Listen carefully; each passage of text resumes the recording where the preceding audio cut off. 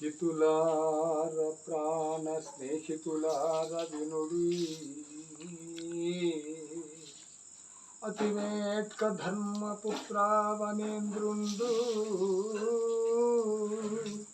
రాజసుయాగం మురహిమీరకేయ